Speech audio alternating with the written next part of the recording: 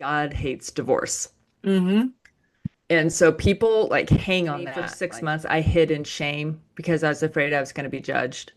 Hmm. I finally, for the first time, started to create boundaries. Thoughts are racing, spinning fast, ideas flow, but In never today's last. episode, we're talking about the self-preservation trap, radical responsibility, the power of boundaries, biblical divorce and abandonment, and guide versus coach. Rambling on, no straight lines. Welcome to my busy mind. Hello and welcome to another episode of Ramblings of a Busy Mind. You can hear my voice is still raspy. That's why we didn't have episodes the last 3 weeks because I got sick. But today I have how do you say that? Utterbach? Uh-huh. Um, Utterback. Utterback. Mhm. Okay, because I say that German, which would be Utterbach. And it is German, but yeah, we say it the old American way. Okay, Utterback. Okay. With me today, and she helps women who go through divorce start over. And I know your story is similar, which made you go that direction and help people out that Mhm. way. So, yeah, maybe tell us a little bit about you. Yeah, thank you. So glad to be here. Yeah, I thought my life would take a different trajectory, of course. And then in August of 22, I came home from a work retreat and my husband had decided to move out after 22 years of marriage. And so I was like, "Oh, okay. This is what I'm doing now." And he didn't even tell me, like I had to find out by going into the bedroom. He was sitting there, but he had me go upstairs to the bedroom and find all of his things gone. And Hmm. so I just literally had to ask him, "Are you leaving me?" Hmm. And he said, "Well, no, we're just separated." Hmm. And it was like, "Okay, what does that mean?" So many questions, so many emotions. And so that started this whole journey. And and it was just when you're in that space, it's like so much like shock Yeah. going through your system at one time and just standing there like so many things are going through your head. And I tell people I don't really remember our conversation fully Yeah. at that time, but we talked. He had this planned out. He had a piece of paper with talking points on it that he read through, and I'm just sitting there going like, how the hell did we get here? Like seriously, like I did not see this coming. And he walked out the door. Talk And about talk about a blow, talk about overwhelm. Like how do you cope not breaking at that point? Like right isn't at it? that point, like Yeah. The okay, so here's what I did. Our boys were not at the house at the time. They didn't want to be there, obviously. yeah. And so I just stood there and I walked right into my kitchen and I poured out all the alcohol. That's the first thing I did because I know, which most people would have done the opposite. But They would I have but tried. I know. But I Cool. was like, I had, I just, there was something in me that knew I had to lean in to all the emotion of what was happening. And I think part of it was, without me knowing it, was I had been stuffing so much emotion throughout the marriage. Mhm. Mhm. And I didn't realize it. And so this time I was going to lean into it. And so I poured out the alcohol. I ate clean. I got rid of the sugar, the dairy, the carbs, everything. And so I did a Whole 30 diet for 30 days. I turned the television off. And let me tell you, I love a good binge, weekend. Who doesn't? And I know, but I knew that I had to be emotionally present for my kids because one of them was still in high school. So I had to make sure he still, was doing all the things. And plus, their dad left them too. Mhm. So what I was feeling, they were feeling also, just differently, but still, it's like, okay, so I had to be as present as I could. Now, Mhm. granted, I spent a lot of time in my bedroom with my pillow screaming into my pillow. Who wouldn't? exactly. It's a lot of like that frustration. So I did that a lot just to get that emotion out and cried, allowed myself to feel, allowed myself to shed tears. And I also allowed myself to do that in front of my boys, minimally, but they did see it. And so yeah, but I had to keep going to work. Like when something like that happens, you want to just run away and be like, okay, I just need some time. But the reality is 99% of women, we can't just stop. Yeah. We were working. I had a full-time job. I had kids at home, one in school, and a dog. The dog still needs to be fed and all the things. You still have to get the Keep groceries. You functioning. still got to cook. Yeah, you have to still do all the things. You can't Yeah. stop. Yeah. And so that's what I did. I just leaned into all of it and tried to get rid of the distractions so that way I could be as emotionally aware as possible, even though I was a complete wreck. You know what I mean? Yeah. Yeah. Um, Question in that is, were your kids aware that something would come? Like, did they pick up on any animosities or changes in the dynamics in the family, or didn't they? Like afterwards, like I know at the time they usually Yeah. don't say it, but did Uh-huh. they afterwards come and say we saw something coming? My younger son, he now says at about 8 years old, he always felt we'd get divorced. Now, Mm-hmm. I don't know, he hasn't really been able to like articulate that to have it make sense to me. Um, and then at one point, and I don't remember which of my boys said it, they asked me who their stepmom was. And I was like, well, you don't have one because they were little, because all of their friends had stepmoms. And so they asked who their stepmom was. And then I explained what a stepmom was. And they were like, oh, okay. So I look back and now that conversation kind of like sticks out to me. And the thing is I think in our marriage, there wasn't yelling and fighting. There just wasn't togetherness. Mm-hmm. He just worked all the time. Mm-hmm. And even when he was at home, he was in his office. Mm-hmm. So that's probably what he sensed was this Mm-hmm. like not together. Because even when he would go out of town, I would take the kids to go see family. Mm-hmm. So everything just seemed very separate. But to me, that was just normal. And so I was just, thinking, well, this is how our family functions. Mm-hmm. How was your family growing up? Um, my family I'm one of 8 kids. I'm the fifth kid. And our parents were a large Catholic family. Mm-hmm. And we lived in Kansas, a very small German town. Mm-hmm. And so my mom was a nurse and my dad was an electrician, and they just did their things. And the kids, we took care of each other. We cleaned house, we cooked, we took care of the little ones. So it was just a basic, we didn't go anywhere. We didn't have, a lot of things. We Yeah. butchered. I mean, we were just kind of like an old school family. I'm just wondering if you look at the emotional states in your family upbringing, Hmm. if they were way different from your marriage. And Hmm. I don't know why I'm asking it. That's the fun part. But No, no, I'm I just love that wondering. you asked it. No, I think it's great. I would say in a way, yes, because there was not like a lot of emotion, hugging, I love yous Hmm. between my parents and between me and my parents. And it's not that you didn't feel unloved, it just wasn't a thing, Hmm. you, you know, and like, I don't remember ever sitting on the couch next to my mom watching a movie, Hmm. none of that kind of stuff.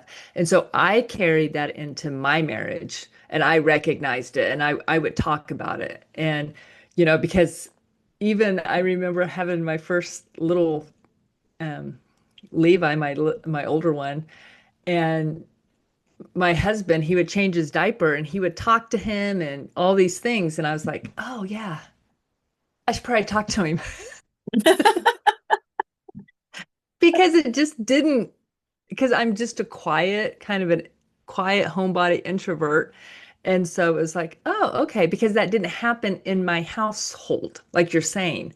And so it was normal to just be quiet and not do those things. But Mm. then I totally did those things. I sang, I danced, all the fun things. And I homeschooled my boys. I taught them how to read. I mean, they were with me all the time. So I had you know, and I taught them how to cook. I got them in the kitchen.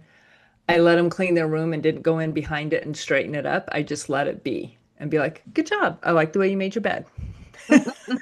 You made your bed. Thank you. At least that. Yes. And how did he grow up? Like your husband? Like I'm always curious Hmm. what brings people to the place they're at. And if you don't Hmm. see something, it's usually because you don't grow up with it, Hmm. or you don't see the lack of it in your upbringing. Hmm. As you learned with your kids, like my mom, I know my mom had some wonderful traits that she applied to us because she didn't have them when she grew up. Hmm. So I'm just curious. Hmm. And he was from a very, very strict religious family. Hmm. They started out kind of as hippies. Hmm. And then when he turned 5, they went to a church meeting and everything changed.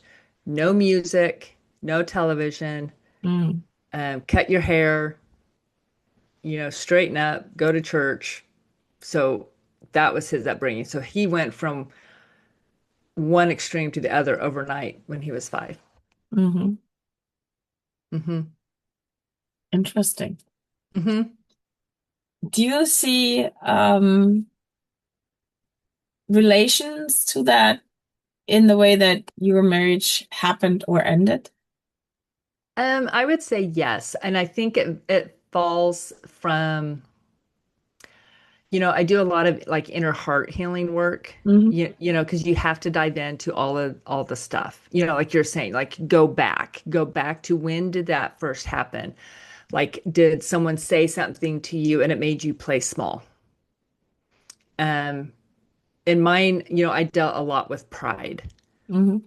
always thinking I was the smartest, the best, or wanted to be the smartest, had a hard time placing second, and so that was one I had to deal with big time was my pride that I always was right and having that opinion and always kind of thinking my opinion was fact. Who hasn't You been know, yeah, kind of like that. So there? Yeah. I had to go through a lot of learning that for me. And then for him, um, I really can't speak for him. He says he's dealt with all of his family things, and I just have to trust that that's what he's done. Hmm. Hmm. You Hmm. sound very, I don't want to say forgiving because you don't have to forgive anybody anything. Hmm. But you sound that you've come to terms with what happened. You don't sound, I want to say that, right? Not in the wrong way. I mean, you're very calm and composed about it. So you've done your homework. You've dove in. And is there still to this day, because it's 22, you said that it happened? It happened in 2022. 22. We were divorced in 25. Yeah. The So it's divorce was it's final. still pretty fresh. So Hmm. is there Yes. still moments where you can go and say like, I want to Okay. slap him? And I love how you say this. I love this conversation. Um, I got to tell you, God walked me through this beautiful picture of forgiveness. And Hmm. so let me just dive into that for just a minute, and then I'll answer the second question. When I was 18, I was raped in college. Hmm. So I'd never been with anyone before. And so that was my first, experience, so to say. And so I struggled big time Hmm. with that. And and I did drink a lot. And I think that's why when he left, that's why I knew I needed to get rid of the alcohol because of, I knew what I Yeah. had done in the past, that Yeah. that's a way I dealt with things. And 10 years after that rape, I was sitting with some friends and God walked me through this phase of like, you need to forgive him. And I was like, excuse me? I need to forgive who? Why? You know? And he was like, you have to remember that he's my child too. And I love him like I love you, but Mhm. I don't love what he did to you. Mhm. So he fully, was like, I don't love that. He goes, but you need to let it go for you. Mhm. And so I did. And so I forgave him. And then it took me probably another 5 to 10 years to then forgive myself. And I think that's a lot of what we forget to do in forgiveness is to forgive ourselves Mhm. because I always felt like I had done something wrong Mhm. in that moment. So then now here, getting a divorce and walking all of this out, I was taking my dog for a walk and just kind of like, and you know how, like you're saying, you still have all this like anger, some bitterness, and every now and then you think of something and you're just kind of like, oh, I just want to, Mhm. you know, uh, I can't Yeah. believe this, like 25 years, what the hell, you know? Um, and so I'm walking along and God again was like, you gotta forgive him. And it was like, oh my gosh, okay.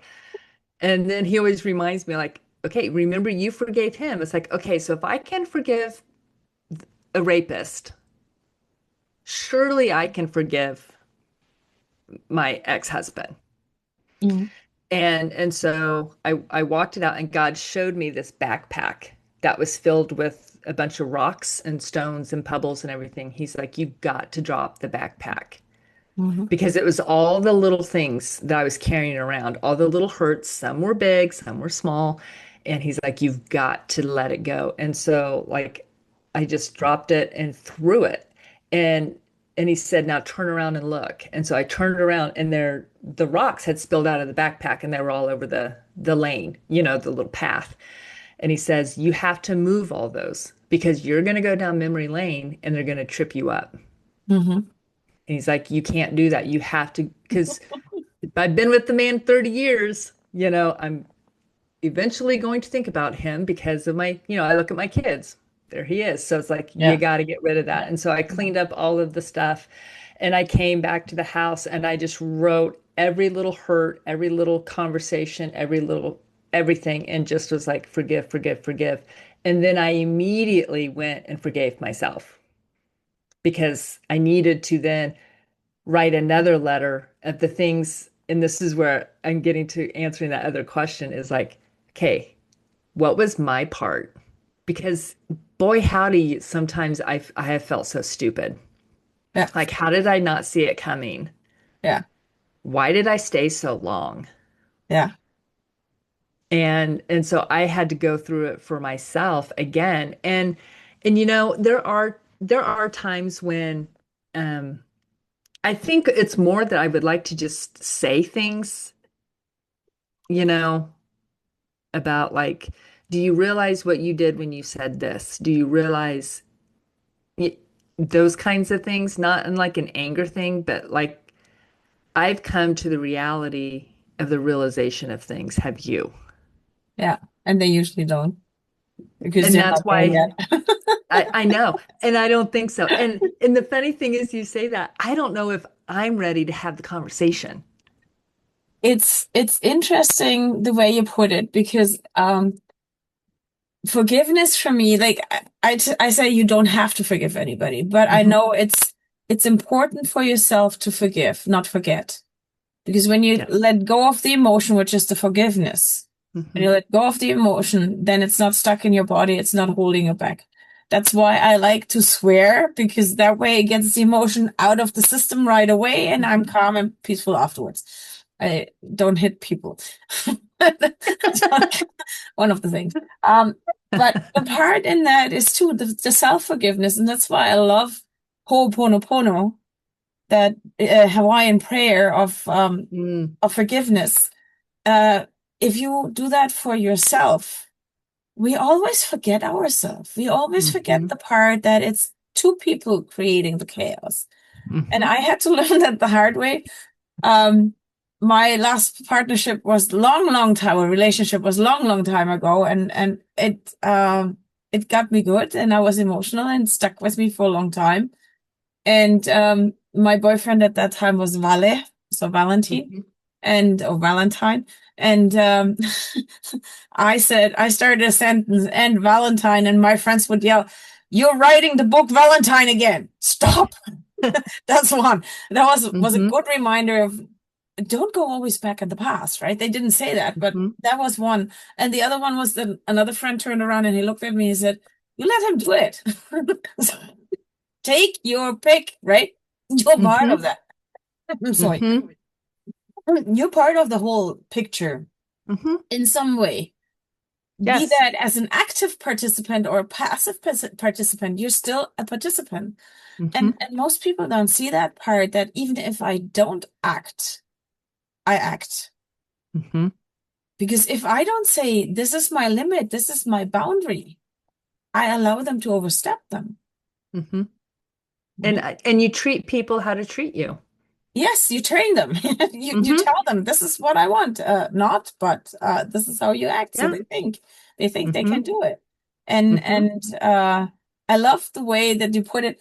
I don't know if I told you. I had a very bad relationship with a religion teacher in primary mm, school, and she created such a block for me that I didn't even think I was spiritual. I could not use the word spiritual. I mm, could not work, like, I still have some things with religion. We let that mhm, go. That's my package to carry. But I didn't believe I was spiritual, and I'm a really spiritual human. I really believe there's a higher good that guides us. I mhm, believe we are guided. I believe that we have a path that we can follow, and if we decide not to, and that's the big part, if we decide not to follow that and turn backwards, we make it hard to ourselves. mhm, Guidance is there for a reason. It doesn't mean that the guidance has to be this way. It's a wide way. It's possibilities that we can choose. mhm, Um, but having that, I find it so funny when you talk about God and your religion, is there's mhm. no rest, like there is no resistance in me, which Yeah. usually was there. So it's so cool to Yeah. see that. Thank you. Yeah. Well, and it's because it's not a religion. And Yes. I and I Yeah. and You, I you think talk like about your what you're saying. belief. Yeah. Yes, I believe in God. I read scripture. I read the Bible.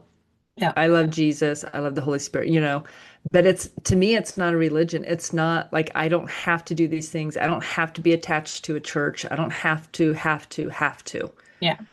And I think that's where we get stuck sometimes. And it's like allowing people to ex just allowing people to be them, Hmm. and God calls us to Hmm. love our neighbors as ourselves. Then just Yeah. love them. Yeah. Accept them. Hmm. So, Yeah. yeah. And again, the second part, do not do unto others what you don't want Hmm. have to be done to you, right? Yes. Yes. There's a lot of wisdom in there. There's, I know. And why, and it was funny. One day God told me, He goes, okay, now I want you to love the way you want to be loved. And it was like, oof, like that next step. And I was like, oh, that's a hard one. And like you said, taking responsibility of my part, because it would be really easy for me to sit here and blame and say all these things and get, everyone on team and oorah, oorah, whatever. But that doesn't help anyone. It doesn't help me even because it's a false sense of reality because it's not 100% truth. Yeah. And Well, so, I would say right now, the way that you're presenting yourself, I would say, yay, team. Because it sounds like you got it you got it figured out, at least in parts. yes, Because I yes. know how it is for me. I come Mhm. to a place where I say, "Oh, I'm through. I got it. I run," and then I run against the next wall. Yes. Yes. happens. Oh, yeah. Usually it's me putting the wall up because Hmm. I get lost in things, so I want to do things, and I'm like, yeah, there's something in there that I should not have done. Uh-huh. So Yes. taking the Yes. blame. Uh-huh. Uh-huh. That's so true. I say that all the time. I'm like, I get in my own way all the time. Yeah, yeah. But on the other hand, we're testing our own limits, right? Hmm. We're seeing how far we've come, and I've been talking a lot lately about acknowledging the own limits, and part of that Hmm. is uh trusting your own system, trusting Mm. yourself, trusting the cues that you get from your emotions, that you get from your gut, from your like heart, emo Hmm. all of those aspects that bring intuition and instinct in.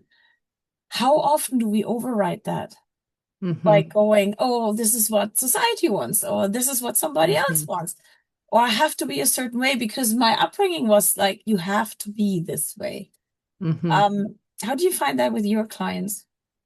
You know, I think when I was going through that separation, through the heart of it and everything, you have to make sure you surround yourself with the right people. Hmm. And I stayed off social media, Hmm. and you have to be very careful because if you get around the wrong people, they're going to throw their opinions and they're going to sound really good and everything else. And then you're going to have just like a mix going on in your head. And like you're saying, if you have so much screaming in your head, you're going to miss those gut checks, that like intuition, because you're hearing so much noise. And so you really have to step away and really seek like your heart and peaceful and just get by yourself and be like, okay, what do I know is true? Hmm. And then versus like what is just opinion. Hmm. And so that was a big thing. I had to like look at the reality of my relationship because I'd been in denial for years and years and years and years, and I remember because I went to a counselor and she looked at me, she's like, you have got to live in your reality. And it was Hmm. like, oh my, like what? But Hmm. I'm so awesome. Like how, that pride comes in. Like, what do you mean? Like I'm wife of the year. Yeah, no, no, yeah, that doesn't exist. Just FYI. Um, so I had to take that deep inner look and be like, wow, like I have been missing it. I haven't been listening. I haven't been paying attention.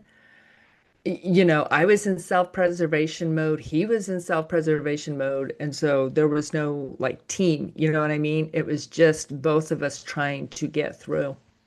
And and Yeah. so I think you really have to just like sit and get around like just a few people. Don't get around a bunch of people trying to agree with you. Get around with people who know you and love you and care for you. And sometimes that's not family.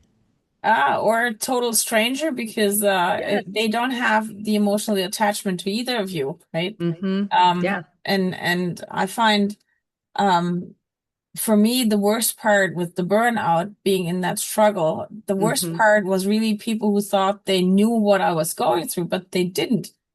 They didn't Right. see the picture that I was not capable of doing my own work. I needed somebody from the outside because I was Mm-hmm. I was wearing blinders that were so dark that I couldn't see where I was going, right? Mm-hmm. But having somebody in my corner that looked at me and said, okay, tell me what's going on. Not even you're doing blah, blah, blah, blah, blah. Just tell me Mm-hmm. what's going on. And then you start talking. And all of a sudden, while you're talking, you realize there's something off.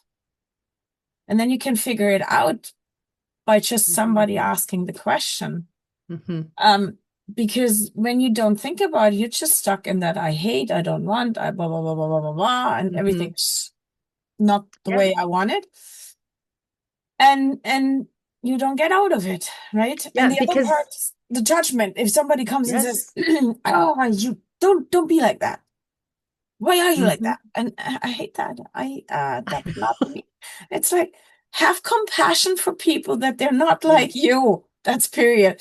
Nobody is the same. Nobody has the same Well, abilities. yeah, and no story is the same. Like you're saying, like everyone, just because I'm divorced and someone else is divorced, it doesn't mean our stories are remotely the same. Yeah. because you have two completely different people going through an experience. And like the first stuff you talked about was our upbringing. So I'm bringing in my stuff, he's bringing in his stuff, and then we combine together and create a whole nother scenario, and so it's not even going to be remotely the same. And I've had people say that, like, oh, you and I, we've just been living like similar lives. And I'm like, Nope. well, similar in we both got divorced. I'm like, you're just going like, I don't know. Do you want to sit in the sympathy boat with me? I'm like, I don't know what this is. So you just, you do have to be very careful in like the guidance and the coaching, because in coaching people, I can't start projecting my stuff on them.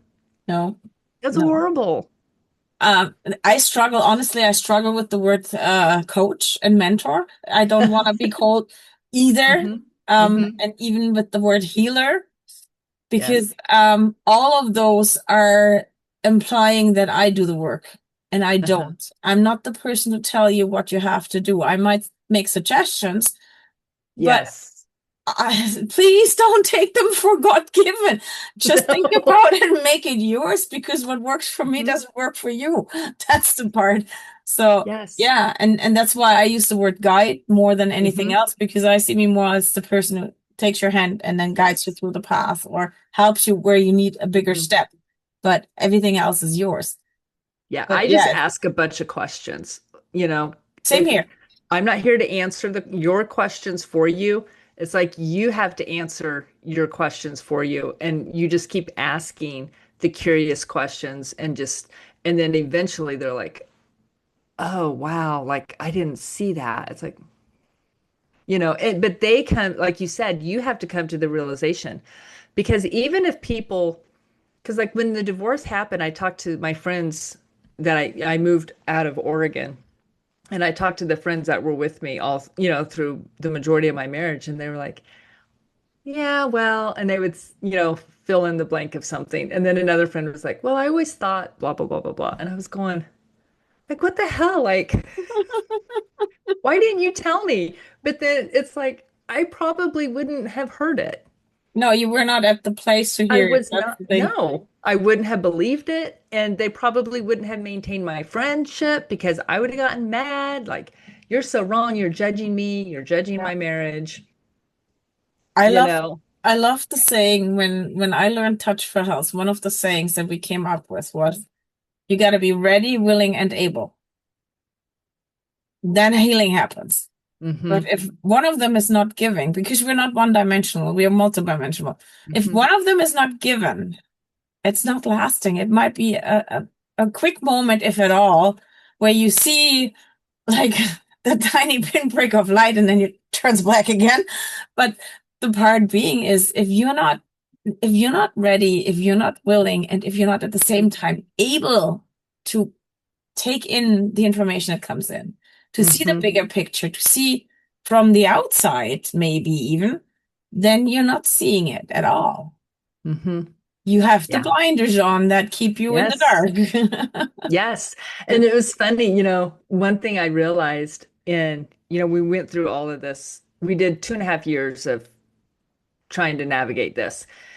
And we went to marriage counseling for about a year. And I was like, okay, we've kind of done all the work. We should probably move back in to see if we can make this work. And he's like, yeah, I'm not ready. I was like, okay, I'm gonna need some time to think about that. And so I went to my counselor and I told her, and she just hands me this piece of paper. She goes, I think you should read this. I was like, okay. It was on biblical divorce. I was going, okay. So here's this woman who's been listening to us for a year is handing me a piece of paper on biblical divorce. I'm like, wow, that says something. I was Well, like, tell me quickly, what is biblically? That's a word that I don't know. Like, what is that?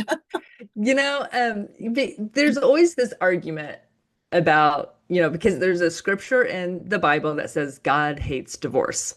Hmm. And so people like hang on that, like you can't ever divorce, blah, blah, blah, blah, blah. Mm. And I don't believe that's true.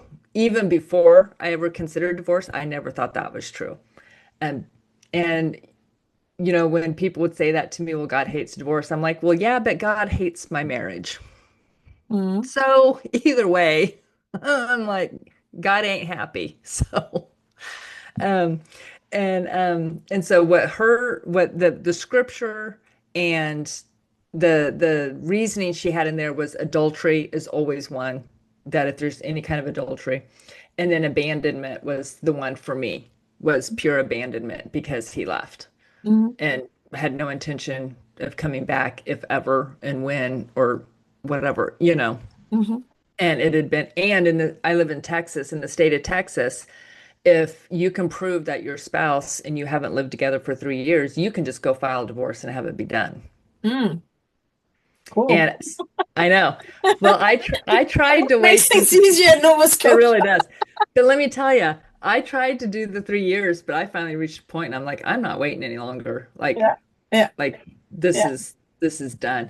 And so yeah, so that was the scripture reference she had for me was and she was talking about the abandonment because he left Mm. and Uh, didn't want to live together. did he ever give you a reason why he left? I'm sure he did, you know, Got lost in like translation. like in his paper of his talking points, you know what I mean? Yeah, somewhere. And you know, but to be honest, I I have boiled it down to he wanted to do what he wanted to do when he wanted to do it. Mm.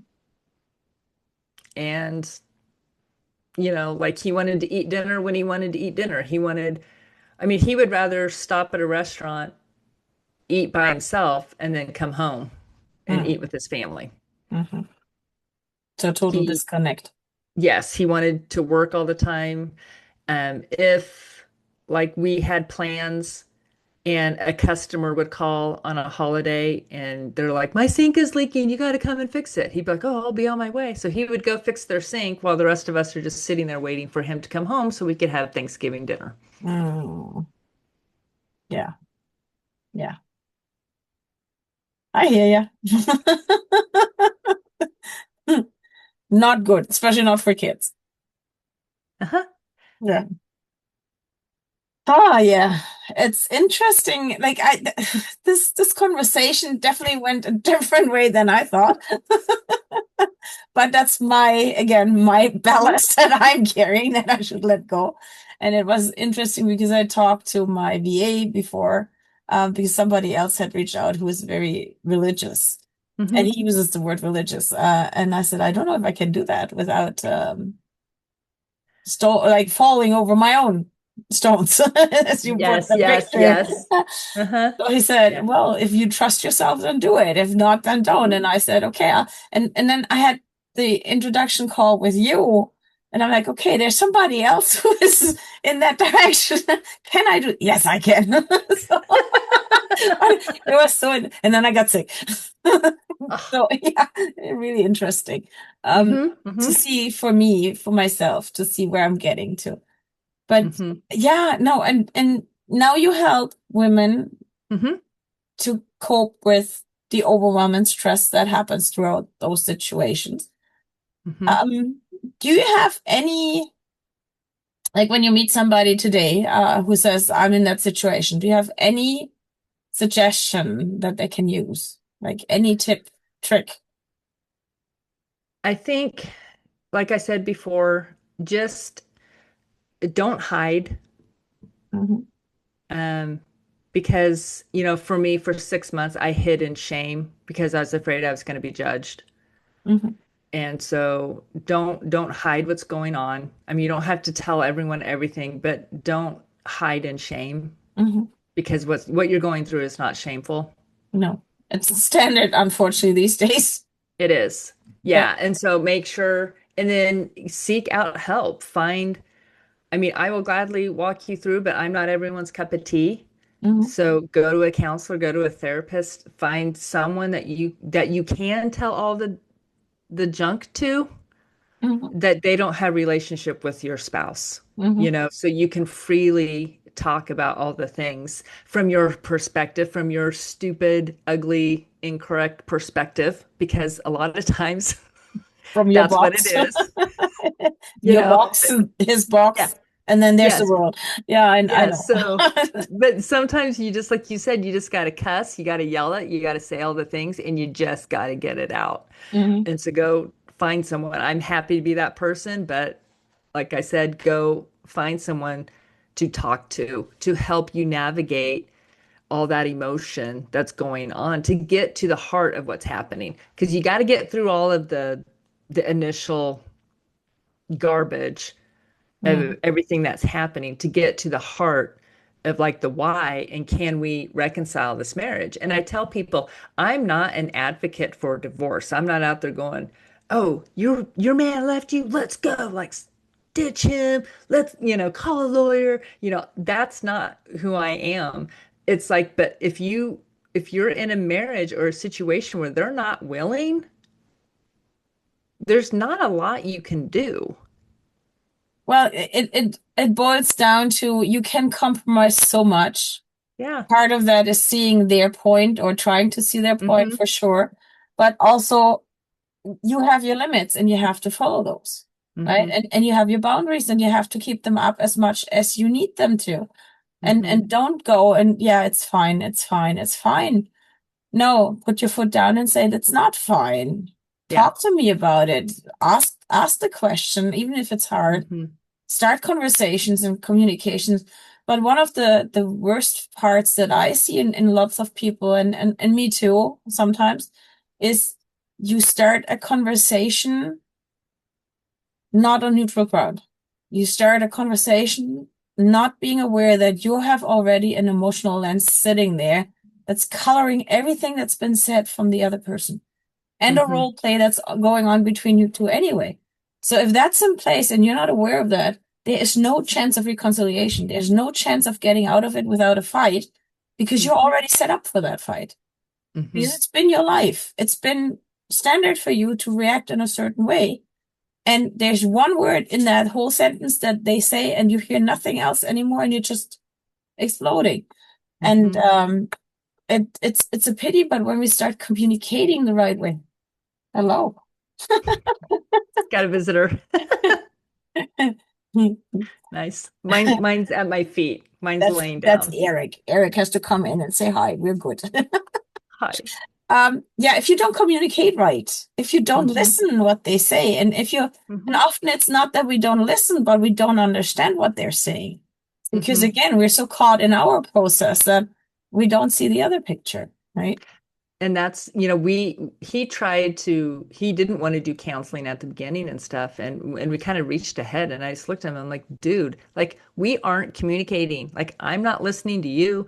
You're not listening to me. I said, we need a third party in the room Yeah. if we have any chance of making this work. Because like you said, you got so much garbage in the way that I wasn't listening, he wasn't listening, we weren't saying what we needed to say, all the things. And so once we were finally able to get in that space, and we had a great counselor, we were able to have those open conversations, like you're talking about, but he just still wasn't willing to move back in. And then what I did, like you're talking about healthy boundaries, I finally, for the first time, started to create boundaries because I'd never really done that before. Mm-hmm. And I quit texting first, calling, setting up the dates, all that stuff. It just quit happening. I we didn't like tell our counselor we were done. I just quit setting up the appointments. It tells you a lot when that happens. Like when you look Yeah. at that and you're constantly the one instigating, then Hmm. you're the one carrying the relationship. Yeah. It's And I not didn't them. realize it. And I It's was like, you. And if you are yeah. the only one in the relationship, there is no Hmm. relationship. Yep. Yeah. Hmm. Yeah. And once I held those boundaries, I was like, wow. It was like an eye opener. And then that's when I finally was like, dude, we need to talk. Like, it's time we go our separate ways. Mhm. I was like, this isn't, we're done. And he actually teared up and said, I never wanted a divorce. And I said, well, yeah, but you don't want to be married. I'm like, I guess he didn't think about what he wanted.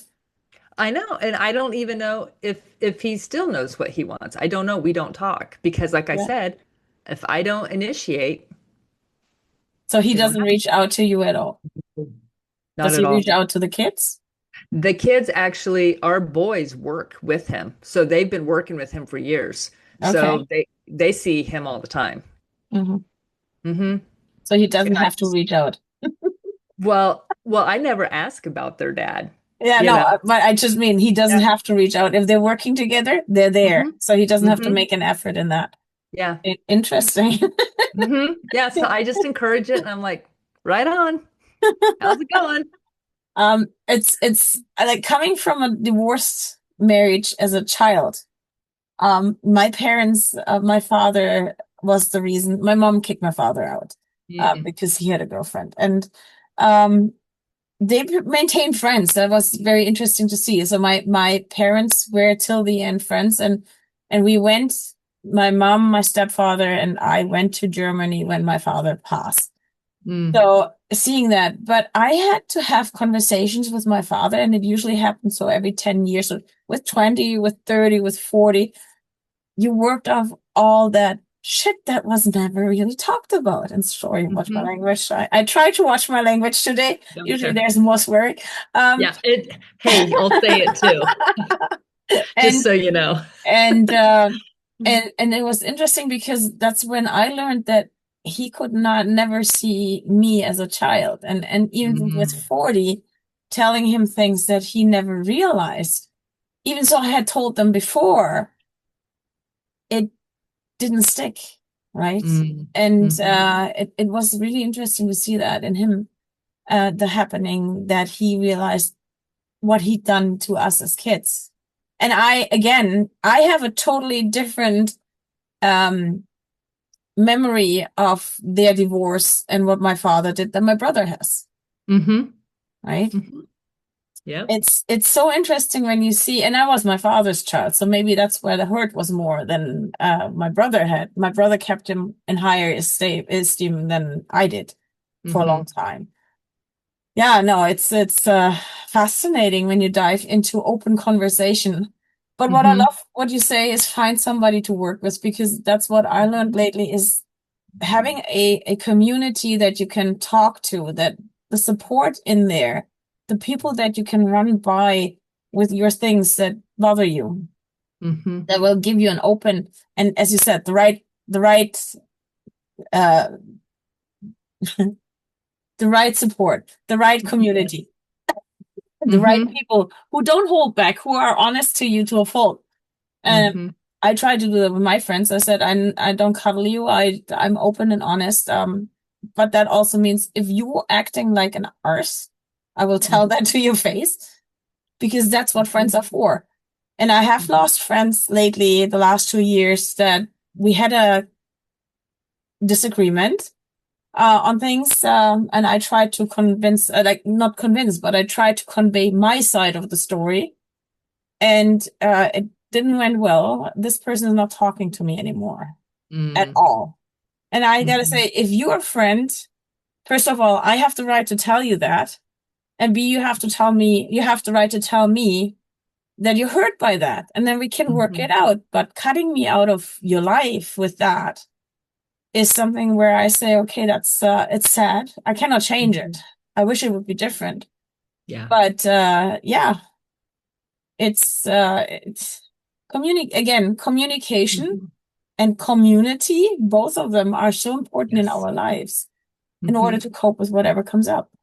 Yeah. And I have found now, I live by myself, but I'm not lonely. Hmm. And I was lonely in my marriage.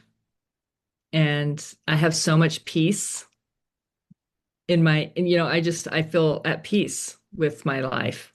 And my life is way different than I ever thought it would be, and I Hmm. have joy and I wouldn't trade it.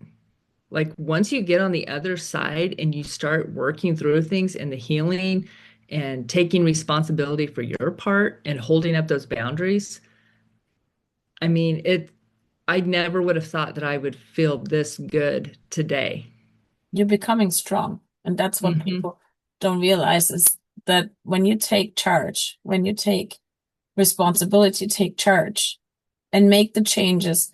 And it doesn't mean that I mean, so many people come and say, "Oh, I'm doing self-care. I work on myself. I journal, I meditate and everything." And I'm like, "But do you really do the work? Do you really dive in and question yourself?" Hmm. I love reflection because it's a great way on changing what you are and how you are, what you want. It's all over the place. Um, but it gives you great opportunity to see yourself. If you're honest, to look Yeah. at the things you do and see if what you say and how you behave is the way that you want to be seen and if it's really authentic. And if it's Hmm. not, it gives you the chance to change that. It gives you the chance to go to somebody else afterwards and say, I'm sorry that I've done that. I was Hmm. out of line. Um, it doesn't happen if you don't reflect on what you're doing. Right. Yeah, you have to take ownership, take responsibility. Because nowadays it's so easy to blame. I mean, this society wants you to say it's not your fault, it's your parents' fault, it's your teacher's fault, it's your whoever's fault. And it's like, you know what? Sometimes you just gotta take some responsibility and be like, no, I have some ownership in this. I'm here too. And Yeah. I'm not, and we are given free will. Hmm. We are allowed to make whatever choices we want. That's what I meant before with fate or Yes. with your path. Yes. You I have I the have choice to had turn around and walk the other way. I have a choice. I have 100% choice Yeah. to choose to do what I want to do. And and if I make those choices, then I have to take responsibility for said choices, for my peace. Yeah. Yeah. Absolutely. Yeah, I don't want to live a life of being a victim. I want to be No. on victorious. And that the biggest part is if you're choosing, you're winning Hmm. because it's yours. It's not somebody else's pushed on you. It's Right. your 100% what you choose, be that a Hmm. compromise or not. It's still your decision. Hmm. So you hold the power, nobody else. Yep. I love this talk. Me too. It's so great to have this conversation. And we will post all your information underneath the video so people can reach Yeah. out. I know you have new stuff coming up. Yes. And I'm pretty sure that people will be really excited to see what's coming. Good. So I wish you all the best. I'm so happy you were here. I'm so happy I took this recording. And thank you so much for teaching me something about myself. That's the coolest thing ever happening. Yes. Thank you. I love all your questions. And it was such an easy conversation. Yeah, And so it was an I'm absolute delight. curious. I'm always my mind goes Love a it. hundred miles a minute. And it's never ever stuck on a problem. My mind is solution orientated, and that's where the questions Mhm. come in because more information, more information, Yes. more information. Love it. Love Thank you it. so much, and I hope to see you soon again in something else Yes. or whatever. I'm pretty sure will not be the last time that we've seen each other. I hope not. Yes. Thank you, I Anne. look forward to it. Thanks.